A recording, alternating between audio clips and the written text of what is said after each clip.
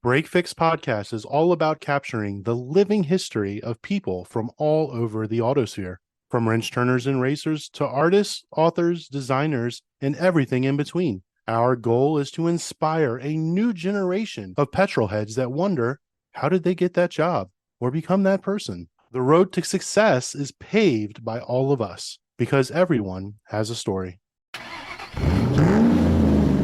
28 years of supporting education. The Colonial Challenge Cup, also known as the CCC, has been raising funds for education by holding an annual sailing regatta on the Chesapeake Bay since 1986. Fast forward to 2006, and a track day was added to the CCC calendar. Obviously, this is the polar opposite to the regal sport of sailing, but what it has done is provide motoring enthusiasts and sailors a chance to experience the fun and exhilaration of learning how to drive their everyday car in a controlled environment on some of the best road courses. And with us tonight to tell us about the nearly 3-decade-long tradition of the Colonial Challenge Cup is Leslie Pruitt, Director of Marketing and Logistics, as well as Crispin Etherington, who, as Leslie puts it, is the mastermind of the CCC and co-founder of the Annapolis Scholarship Trust. So we welcome them both to Break Fix. And joining me tonight is my co-host, Mountain Man Dan. Let's get into it. What is the origin of the Colonial Challenge Cup? Tell me about the who, the why, the when, and the where of how it all got started. As you just mentioned, Eric, many, many years ago, we did the sailing regatta on the Chesapeake Bay, where we went down and essentially messed around on very old sailboats for a long weekend. On the back of that, being in the property development business, we saw an opportunity to potentially raise money for a nonprofit. We had a number of boats. We would sail around for the weekend, and we essentially persuaded some of the participants to throw a few shekels towards a nonprofit, which at that time was the Boys and Girls Clubs of Annapolis and Anne Arundel County. The money that we contributed helped the kids study in college, trade school, university after they graduated from high school. And the Boys and Girls Clubs certainly provided a wonderful service and continue to do so for the kids during elementary, middle, and high school. But once they graduated, they were pretty much on their own. And we did this for a number of years. And then we found that the money went into some amorphous pot, and we weren't quite sure where the money went. So we decided to set up a scholarship trust, specifically being able to dictate where the money went. So the Colonial Challenge Cup, the CCC, provided the funds to support kids from, at that time, the Boys and Girls Clubs attend college. What happened thereafter, being a bit of an aficionado of the motorsports world and spending a small time of my career with SCCA racing and having gone through the Skip Barber school, I decided that we ought to expand the CCC from just sailing, but also to a track day. And having been up to Summit Point on many occasions, we decided to try our luck at having a track day, bringing some of the sailors who love cars, plus others, friends, to participate in a track day. And what transpired was that we were able to raise money for the Annapolis Trust from both the sailing regatta plus the funds that we raised from the track day. Crispin, let me ask you this. So you mentioned you were part of SCCA and things like that. So tell us a little bit about your motorsport past. Obviously, there's a sailing past there, but what kind of cars were you driving? What kind of racing were you doing? Was it just for fun, competitive? My MO in life has always been to do something, put it on your bucket list, and maybe move on and do something else. I've been a Formula One follower for many, many years. I'm now dropping names, but I've been to Monte Carlo a couple of times. We did all the races in Indy. I've loved motorsports from the early age, and I was introduced to racing probably 30 years ago and went up to Summit Point, and we did some track days. And then I had the opportunity to partake in the Skip Barber Open Car Racing School. I got my SCCA license. I did a few races up at Summit Point. What type of car? The first time was in, I couldn't even tell you which class it was, but it was in a completely, and I'll be careful what I say here, basic RX-7, Mazda RX-7, which when you go around corners, the fuel slops from one side to the other. So it's a motion car. When you go to the corner, you know you're going going to slow down, not because of your inability to put your foot on the pedal, but because there's fuel starvation.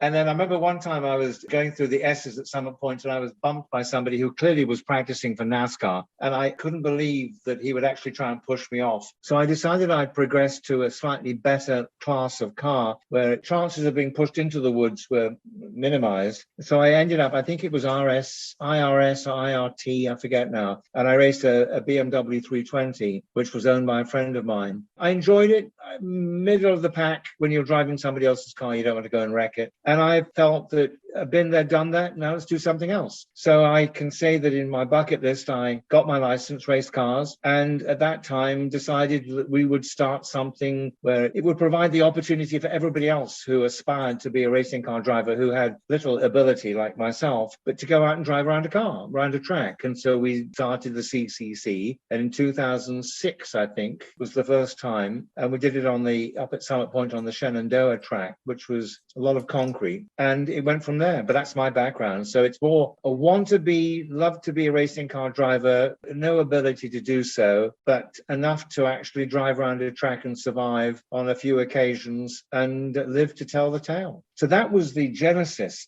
2008, the world sort of collapsed with the Depression. And shortly thereafter, the sailing regatta, which was a lot more involved and more expensive, we put on hiatus. And then a little bit later, we did the same with the track day. I think about, 4 years ago, Leslie, we decided to bring the track day back. Since then, we have run it 2 occasions each year, one in spring, one in the fall. We are unique. We have a very good following. We have, I think, 700 people who at various times have turned up. You forgot a big detail here about your Morgan. I was going to ask if he had a proper British car. I've owned a lot of cars over the year. I'm associated with one particular brand called the Morgan, and I've owned a couple of Morgans. In fact, the first Morgan I bought was a 64 4.4 competition. I had it rebuilt in England, brought it to America, and then I sold it in 1995 to a delightful chap. And then last summer, he called me up and said that he was of an age he couldn't get into it anymore, and he would like to buy it back. At that time, my youngest son said he would like to buy it. So he then bought the car back, which I had built for me in 1964. And so that particular Morgan now sits in our garage. We will take it up to the track in April. So the car will be taken up. We'll drive around. But I've always had an affinity to that particular car, hand built, 3 months to build the car. And the company's been in the family for 100 years. So that's my relationship with cars of a different era and a different type. But I've always had that affinity to cars. Is that where we start the similarity between sailing and cars? Is the wooden frames on the Morgan, or is there more to it? Sailing was when I lived in New Jersey. My neighbors would go down to the Chesapeake Bay, and I was working in New York. And of course, at that time, wasn't aware of the Chesapeake Bay. Baltimore was a tunnel on the way to Washington. And they said, why don't you come down sailing for the weekend? So we went down to a place called Trap off the Choptank River. We rented these archaic wooden boats with sails made out of something from the early 19th century. And we had fun. And then I thought, well, maybe we can make something out of it. Went back, told my friends. They decided they'd like to come the following year. So we had 2 boats, and we decided we need to call it something. So we figured, since we were in the colonies and we had a few Americans, we had a few Brits and some Irish people, we decided to call it the Colonial Challenge Cup. Came up with the name. Being in the construction business, we were grateful to accept voluntary donations from subcontractors, and we had some gear, and then we got some money and raised the money and gave it to the Annapolis Trust. Oh, I meant more than that, in that we talk often on this show about how there's multiple disciplines of motorsport out there. And so motorsport is a broad term. There's an engine to propel something and a way to pilot it. It could be a plane, it could be a boat, it could be a car, it could be a motorcycle, and so on down the line. But we often talk about how the disciplines either overlap or they bring something to one another. So I guess I have to rephrase my question and ask, is there a parallel or something that you can bring from sailing into racing cars, or are they 2 just totally different animals? I have very minimal experience with boating, but one thing I've learned from the little bit of experience I do have with boating is you have to think well in advance advance of where you want to place the boat, because a boat responds much later than like a vehicle would. Do you think that helps you anticipate like an upcoming turn on a track? Absolutely. I mean, I've said to my youngest son when I taught him to drive, I said, don't just look at the person in front of you, look at the person in front of the front. In other words, don't just look at the person who's driving 30 meters up the road or 20 meters up the road from you. Look at what the person's doing in front of that person, because they're going to influence what the car in front of you does, and then you're going to be the recipient of whatever that particular action is. Always look at the other person. In the same respect, sailing is anticipate the problem. Look at the buoy long before you get to the buoy. Keep an eye on the other people when you're racing, sailing,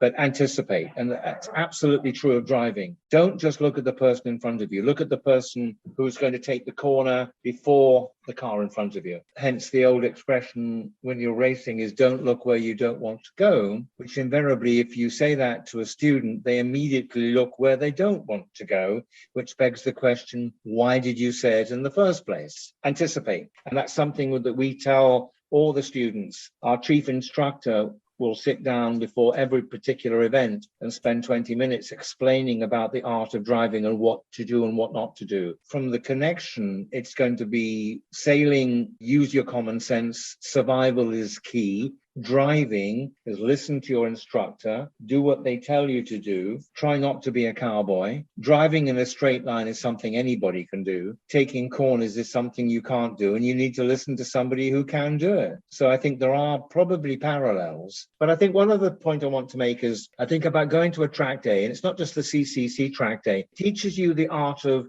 cornering, the art of braking, the art of anticipation. In my daily driver, whether I'm going teaching or whether I'm driving down to the store to buy something, you look at a corner as an apex. You learn how to take that corner. You anticipate what's going to happen. I'd be the last person to say that I don't have fun driving with somebody behind me, because if you get to the corner and the person was in the wrong lane, the wrong side, the wrong speed, he braked incorrectly, and in my little Subaru, I left him in the dirt, just driving normally. Because when you go to a track day, and certainly a CCC track day, they teach you how to drive, how to anticipate, how to corner, how to stop. And it's worth its weight in gold because it helps in your daily driver. That's something that we really, really emphasize, that when you leave the CCC, we hope that you listen to the advice you're given and you become a better driver for it. Sage advice. So let's talk about the event structure. How does the day or weekend work? Regularly, probably have about 100 to 120 people sign up. The cars vary from everything from Ferraris to Volvo station wagons. We have lots of sideshows, makes us somewhat unique. We plagiarize Top Gear. We have a wonderful barbecue. Over the years, we've had every possible sideshow event you could think about, go-karting, riding bicycles around the paddock. We have a wonderful cause. We have fun. Everybody gets kit, as we say in England. They get a T-shirt or a hat. We give out silly rewards. Rewards can be things like think about another sport, off-road experience. This year, I haven't even told Leslie, we have a broken tennis racket. Last year, we gave a tennis racket mounted on a podium to somebody who should consider another sport other than driving. This year, we're going to give that a broken tennis racket to the same person, saying that obviously that sport didn't work out. We call that OSB, Other Sports Beckon. That's right. Well, and then we also, at the event, other than the barbecue, we have the CCC musicians, and we have a wonderful chap who plays the, not the flute, what do you call it? What do you call that thing? Leslie, help me here. He plays the saxophone. Saxophone, there we are.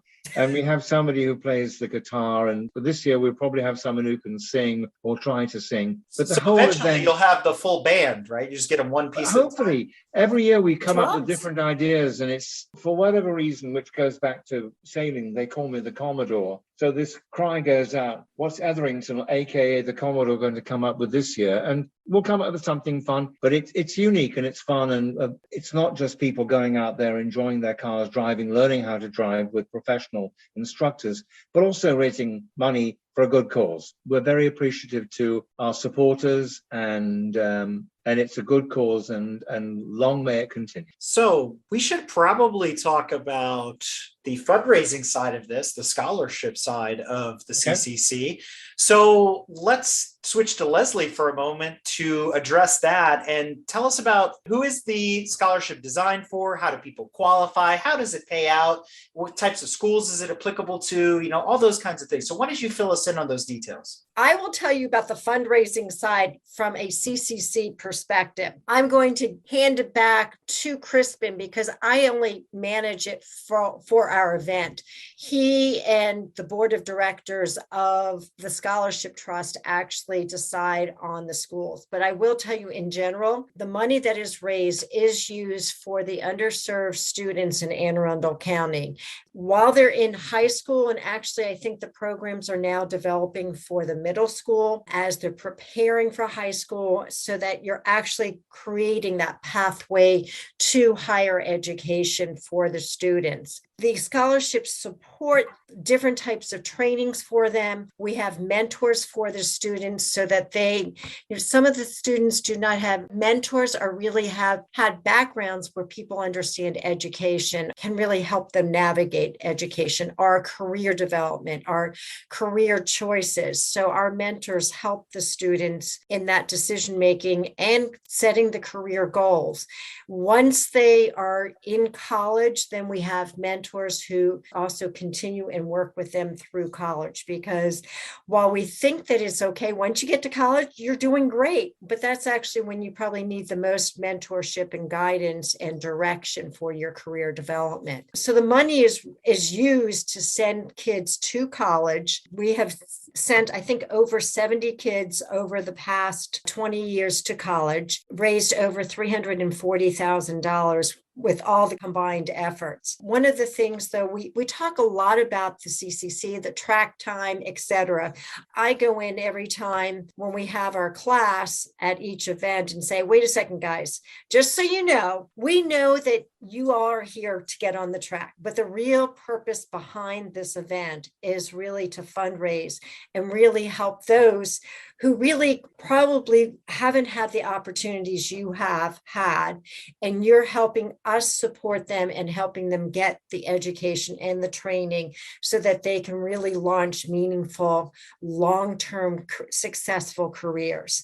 So we really are focusing on that. And I think the outcome is to really inform your listeners about what we're doing, because it is really exciting. It's really unique. But the bottom line of what we're doing is really helping those who really wouldn't have the opportunity. That's what I really want to stress more than anything. And we'll be giving you our website so that you can hit that donate now button, because $10, $20, $50, $100, $1,000, every little bit counts to help send these kids to school. And the more money we raise, the more kids we can support. We do have a lot of programs that the trust is working on, and that I will give back to Crispin because he's on the board and he works closely with Reggie Brody, who is the CEO and has been very ambitious in developing the programs to really help give the skills, the background to really start moving forward with higher education. So Crispin, if you can talk about some of the programming that you are doing, I think that would be beneficial. Yeah, Reggie's background was, I think I mentioned before, he was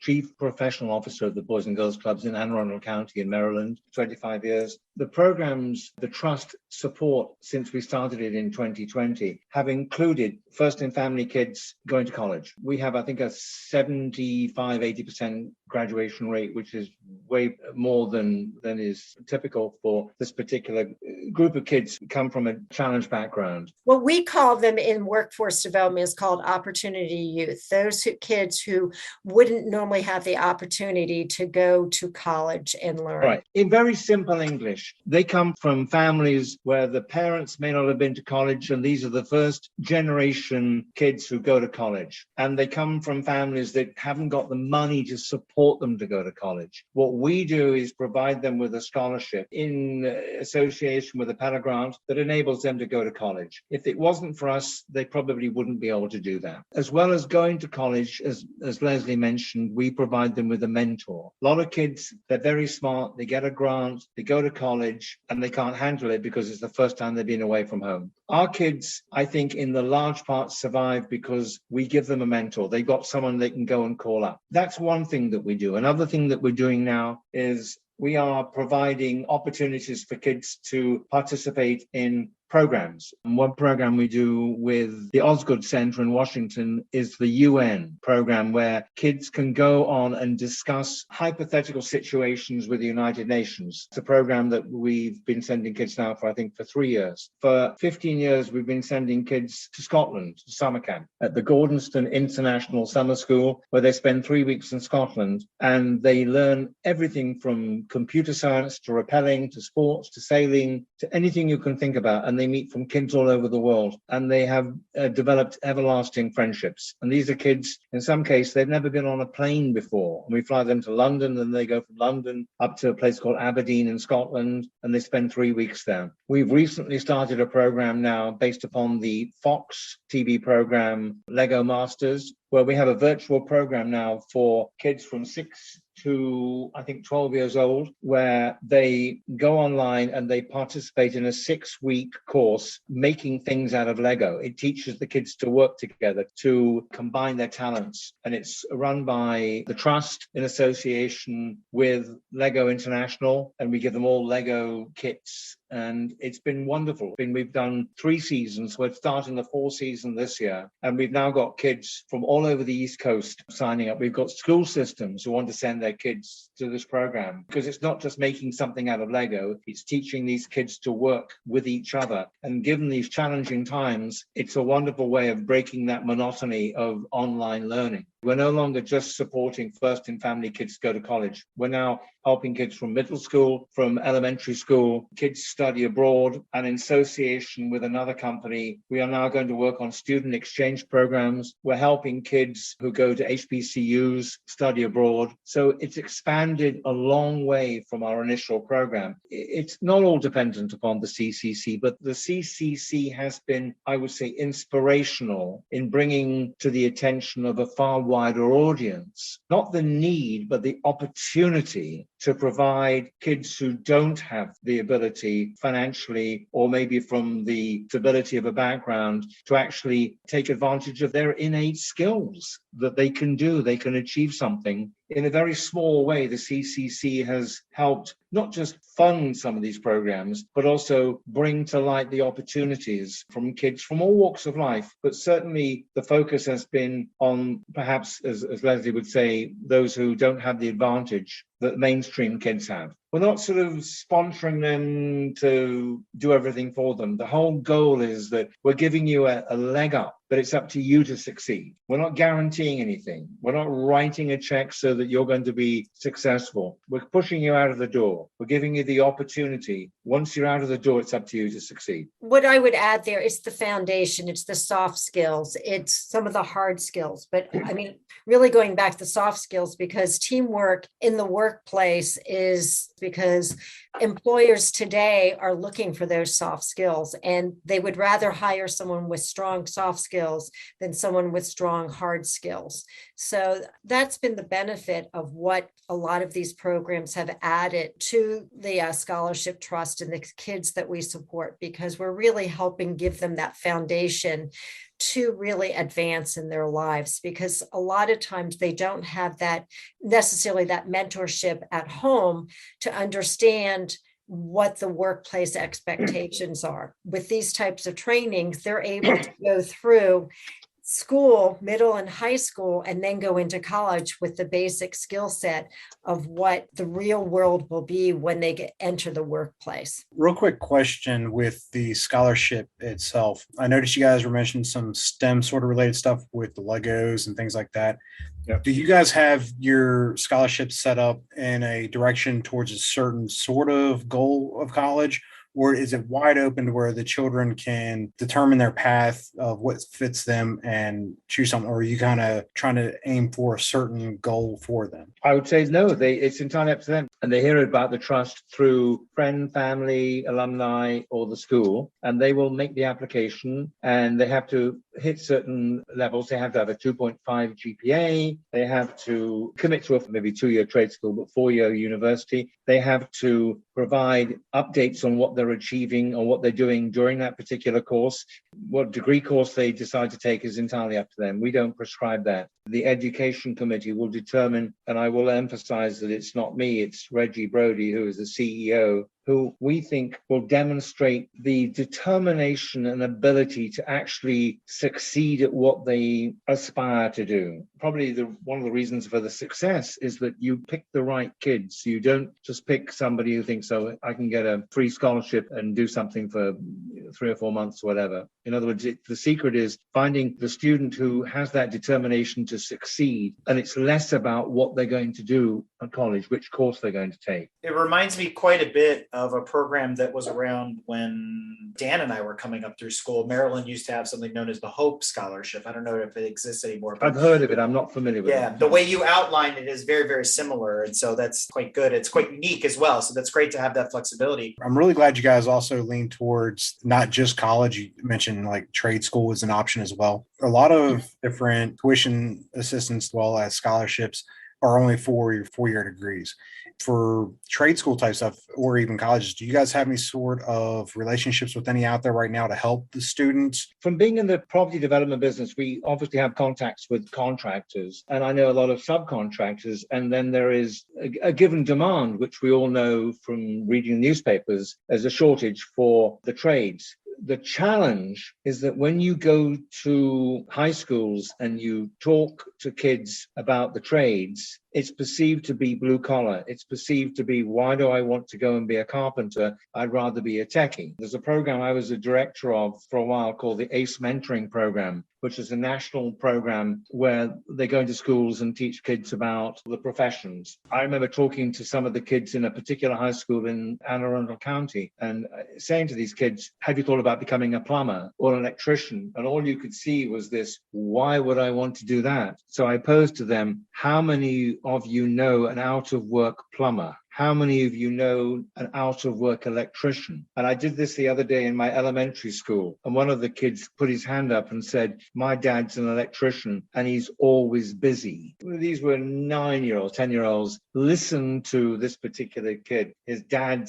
runs an electrical construction subcontracting company. When you grow up, think about being an electrician. If you don't want to go to college, you don't want to be a techie. So think about being a plumber. Think about being a carpenter. Think about being an electrician. It's a wonderful business to do. Just have to add mechanic to your list of trades. That's all. Yeah, we can do that. Yeah, I mean, you can be whatever. I haven't thought about mechanic. I've usually focused on, because of being in the construction business, sort of carpenters, electricians, and plumbers, mainly because if you need one, you pay a fortune getting one to the house. But all of those trades need that vehicle to get to said job. That is very true. That is very true.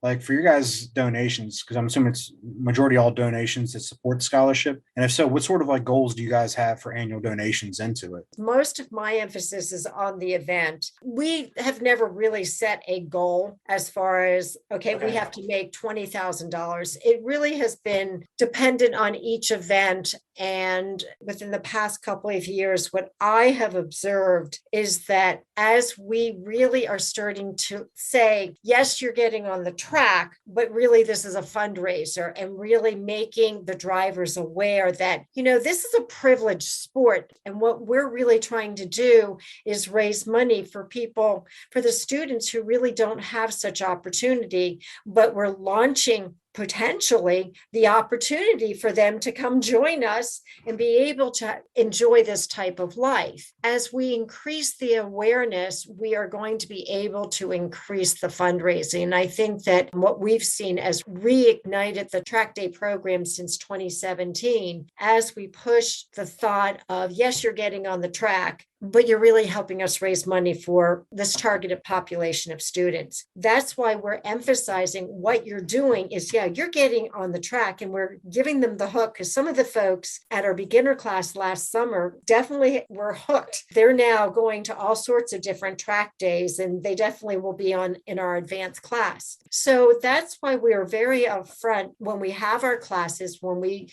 get the group together at our awards ceremony, we're really emphasizing this is a fundraising event. And one of the things that we haven't said yet tonight, and Crispin can probably give you more examples, but I always love the story of one of the students that we supported through this program who now is going off and getting a PhD. I mean, this is someone who never thought that they would ever get their education, and they're getting a PhD. But then they're going to be doing research and really adding to the community of knowledge.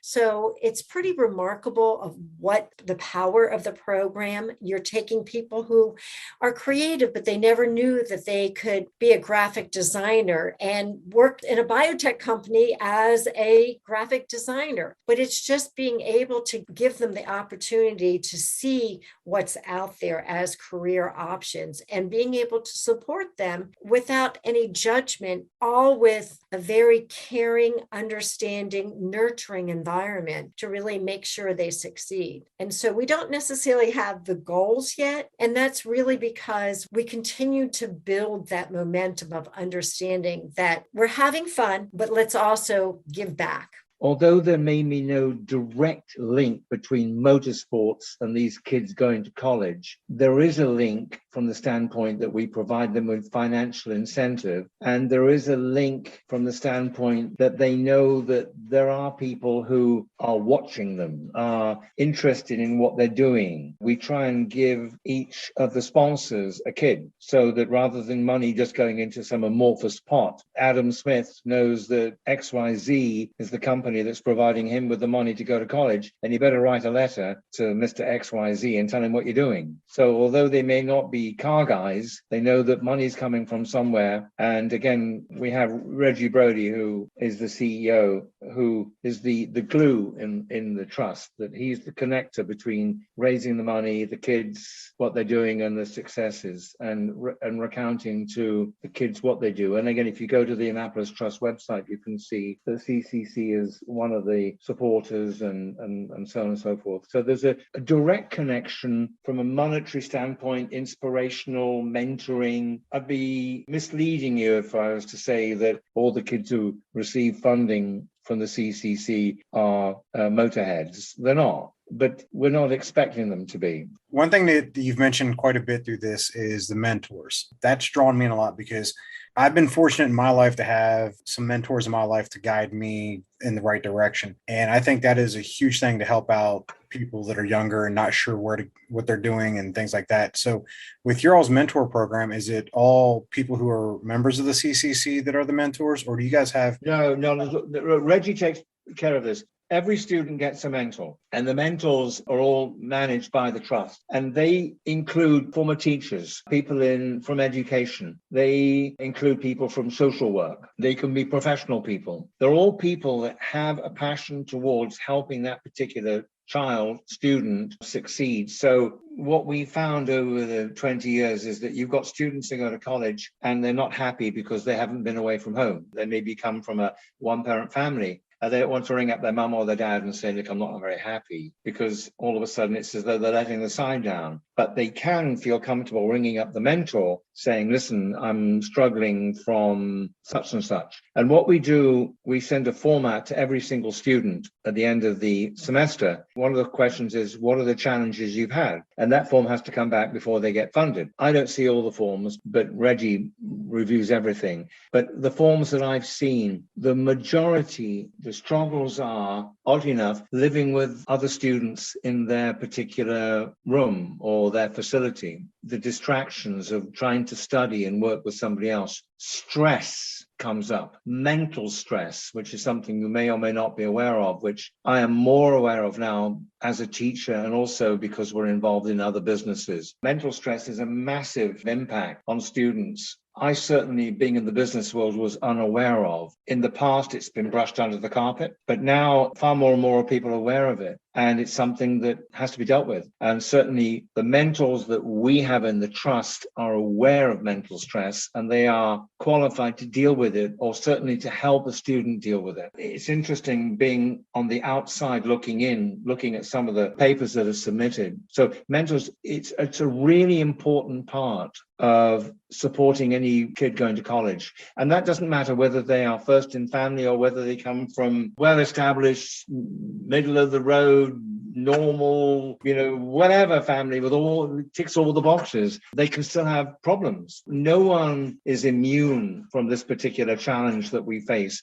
And we live in a society that has a lot more problems than maybe 100 years ago, but they need someone they can talk to. And so that's something unique about the trust, that every single kid has somebody they can ring up and say, Mr. Etherington, Mr. Brody, Miss Pruitt, Miss whoever it is, I have a problem and I can't speak to my mum, can't speak to my dad because they won't understand, but can you help me do something? Crispin, let me add, it's not just that we're doing it at the beginning of a college, but we follow them through college because all the way through. Yeah. It's all the way through. And even if they need it once they've launched into a career. So they basically have a support system to really help them to gain success.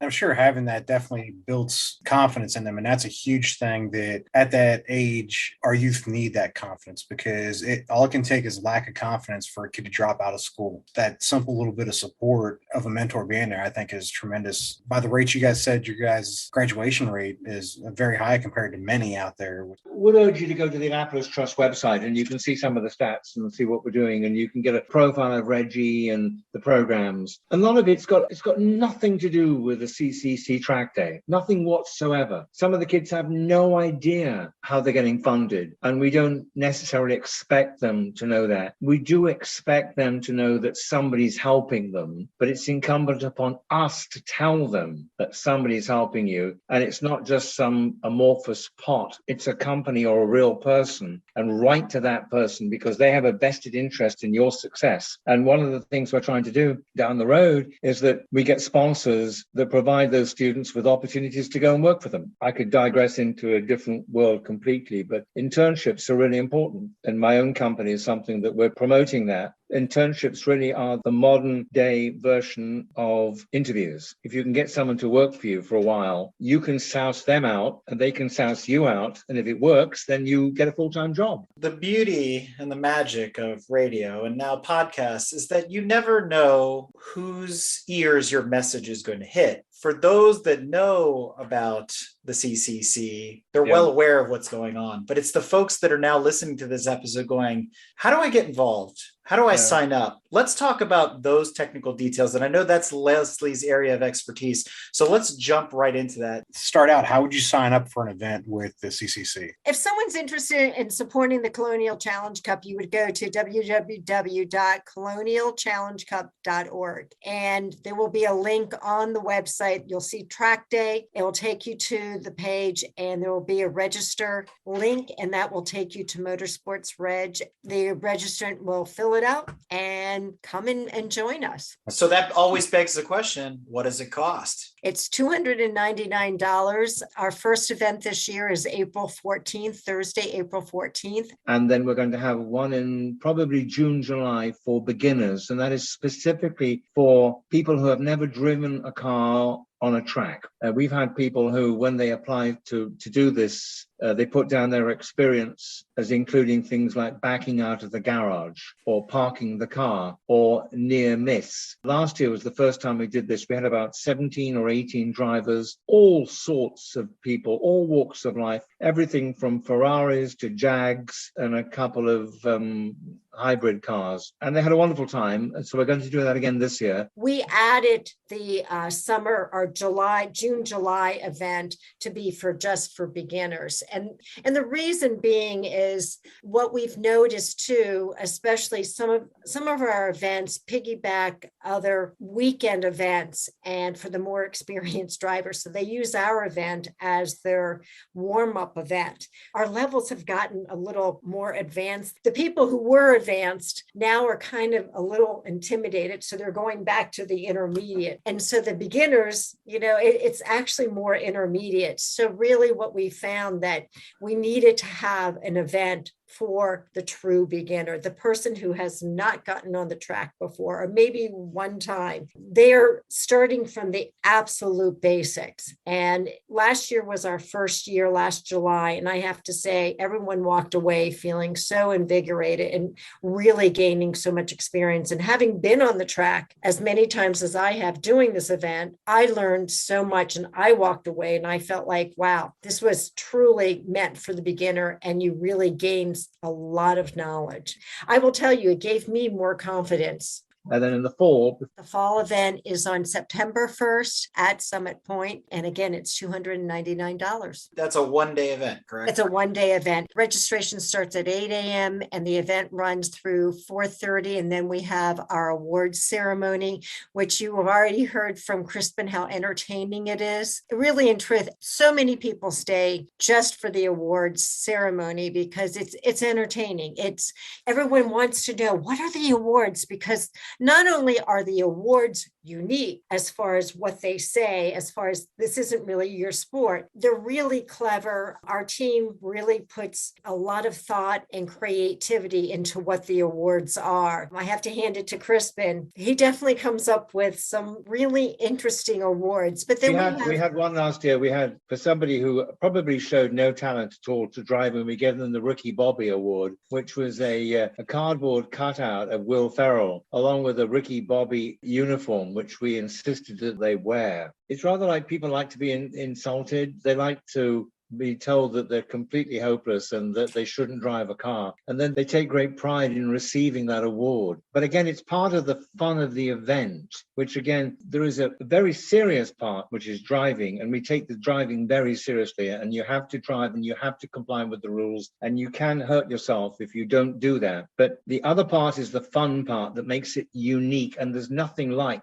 the CCC track day. Summit Point have lots and lots of events, but they love what we do because it's so different. It's like Monty Python. It's just different. It's just nuts. It is. I mean, it has that reputation, and people really do hear, oh, I heard about the CCC. What do you guys do? While it is serious, it is a lot of fun. It's a sort of all in one. It's just a unique event that you go home with a smile on your face. You don't want to miss it. I will tell you. People come back and say, they're nuts. I've got to go back. I've got to go it again. And I've got to come back. What are they going to do this year? What are they going to come up with? And the challenge that we face, and we'll sit down as a team, what are we going to be doing that's different? What can we do that continues the fun aspect? And even now, I haven't even told Leslie, we had somebody say they want to bring a cigar shop there. Can we sell cigars? And I got the green light. Yes. So we're going to have somebody who's going to be selling cigars. Part of the money they sell will go as a donation to the trust. Now, you could argue, well, you shouldn't be selling cigars and smoking, going to kids. Listen,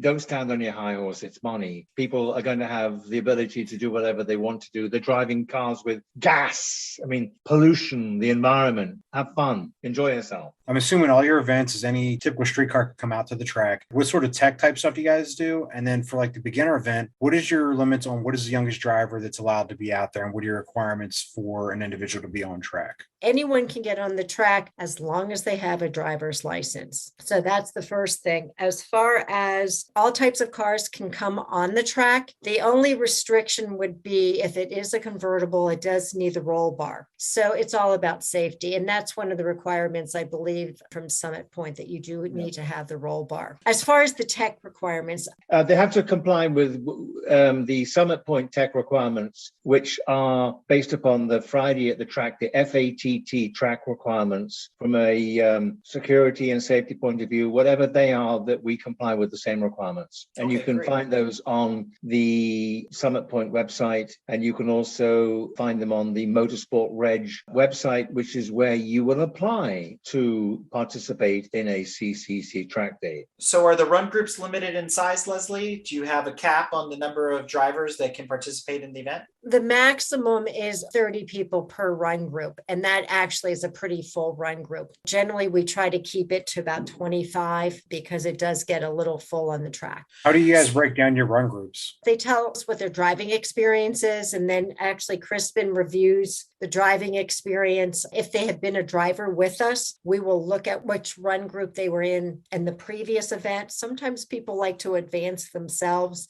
They are not allowed to advance themselves because we have to have a sign off by an instructor. So whatever they were at in the event before, we will keep them in that, and then they will be assessed at the track. And if the instructor feels that they can be advanced to the next group, then they can move up to the next group. That implies that there are solo drivers as well. Is that correct? Absolutely. Mm-hmm. We base our track regulations on Friday at the Track. These are the ones put together by Summit Point. As Leslie said, when you apply for participation, you will put in there what run group you were in the previous time. If you have been signed off to move to the next run group, then you can move from intermediate to advanced, or conversely from the beginners group to intermediate. To move to the advanced group, which means solo, you have to be approved by our chief instructor. So we are very careful about making sure that the driver is in the run group of their capability, because as Leslie said, sometimes drivers feel that their capability is probably slightly more than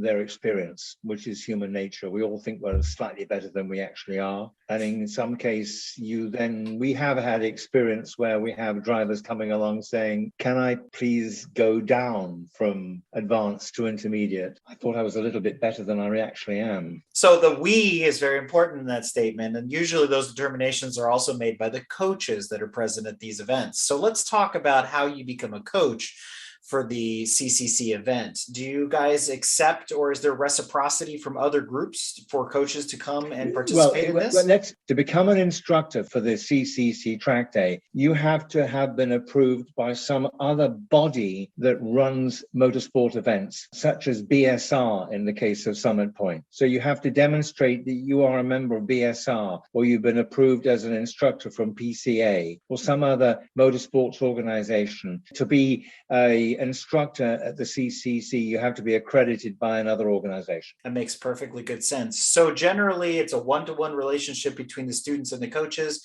How many coaches are you guys looking to rustle up every year? Try and bring in about 25 to 30 instructors. 25 to 30. Mm-hmm. And it's mostly for the obviously it's for the beginners group and for the intermediate group, because if someone is in the intermediate group and they have not been signed off as a solo driver, because they can be an intermediate but solo driver, we still need to have enough instructors. Leslie and Crispin, I'm actually super excited about this. I know there's folks in our organization that participate in the Colonial Challenge Cup every year, and we've heard about it, and now we get to share this story with other folks. So it kind of begs the question, 30 years in the making, what does the next 25 look like? Well, that is going to be the mastermind, Crispin Etherington, to come up with that, because he has been so wonderful in creating the first 30 years. So we're waiting for the mastermind. I see the gears working, Crispin. The sailing regatta will probably reconvene this year. It's been tough with COVID. I would say in 25 years' time, it would be nice to think that the event is still running. In the wildest expectations, it would be an event that would be run on more than one track, possibly half a dozen tracks around the country. I would like to think that we have some more significant major sponsors, that we're able to contribute more money to the trust. It would be nice to think that maybe we could, in our own vein, participate in some major events. One that we touched upon pre-COVID was the One Lap of America event, where this is the trust, we were on the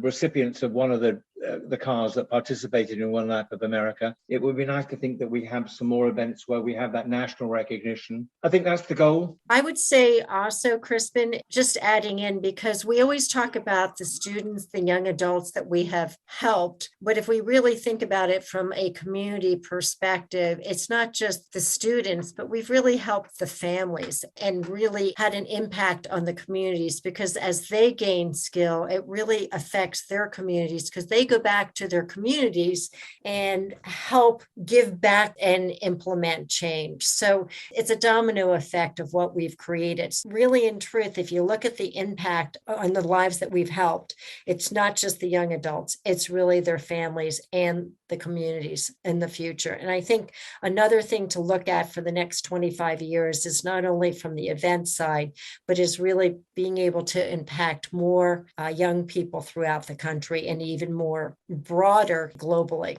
So really Absolutely. be able to grow the event. As we kind of wrap up this thought, that's actually a great segue into, are there any shout outs or promotions or people you'd like to thank while you still have the microphone? Memorable events, the fact that we're still here, that we've survived the trials and tribulations of economies, of depressions, of various other economic cycles. And the pandemic. That we have managed to help the lives of many people, many students. And I think the fact that we should not belittle the success of the team, that we have a great team and that we've stuck together. It wouldn't operate without Leslie. Leslie is the mainstay behind it. She's the one that's sort of the glue that keeps it going. I tend to come up with some of the ideas. We've got a wonderful group of people who help. It's a lot of work involved. It's a fun event, but like all of these events, a lot of work goes into it behind the scenes. Absolutely. And if it wasn't for the dedicated support and sense of humor of all my colleagues, there wouldn't be a CCC track day. I think we have to thank certainly Summit Point for their support. We have to, in particular, we have to thank Kathleen and Edwin who run Summit Point Motorsports Park. Without them, we wouldn't be able to probably do some of the things that we do. And I think we have to thank all the people who turn up, because all good fun. It's a great cause, but they're fun. They make it. They make the event. The fact that you can stand there and look at 120 cars, drivers with families, hangers-on, wannabe racing car drivers. It's a family event. I think that's the thank you that we have, really. And our sponsors, the sponsors obviously who have put money up and supported us over the years, whether it's the track day or whether it's the sailing regatta. Without them, we wouldn't be able to contribute the money we have over the years to the trust and support the kids. Finally, my thing is thank you to all our recipients. Thank you to the students for proving that you can live up to the aspirations that we have for you and you have for yourselves. And you've got a story to tell. We could line them all up and they could say, well, but for you, we couldn't do the following. And we have letters to support that. Thank you to all the students that we've supported over 30 years who have gone on to do really good stuff.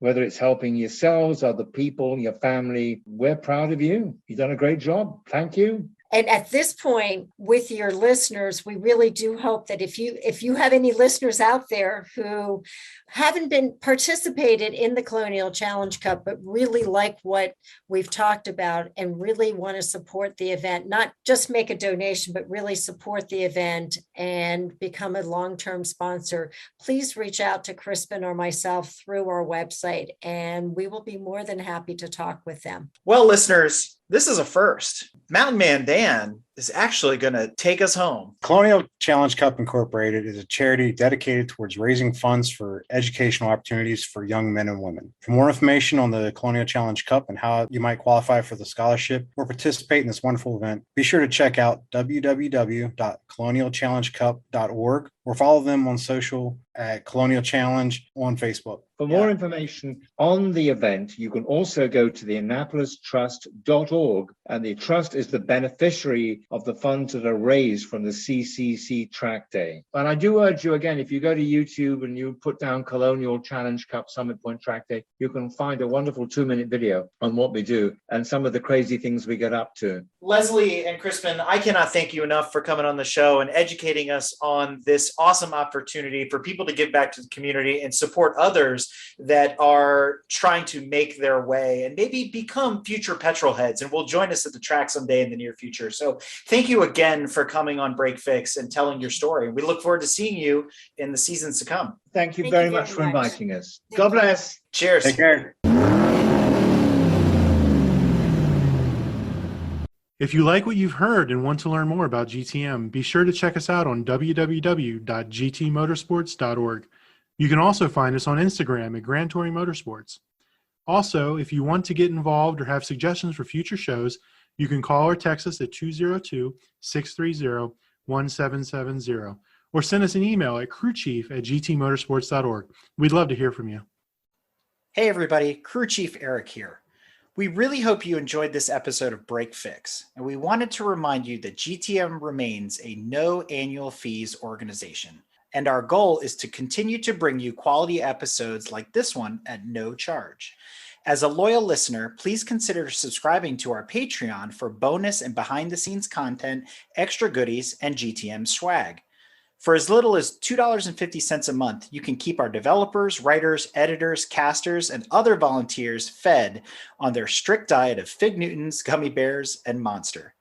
Consider signing up for Patreon today at www.patreon.com/GT Motorsports. And remember, without fans, supporters, and members like you, none of this would be possible.